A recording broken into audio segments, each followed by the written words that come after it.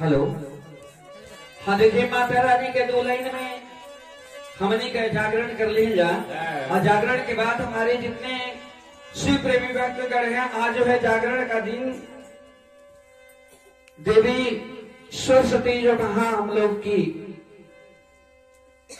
शक्ति है, उस शक्ति के अनुसार हम लोग ज्ञान अर्जित करके दयाल बुद्धि की प्राप्ति करते हैं।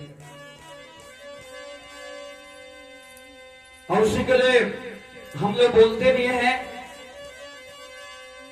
कि रथ पर सवार होई आईली भवानी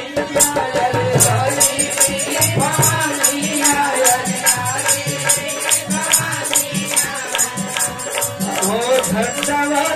उड़ेला आना सावरिया हो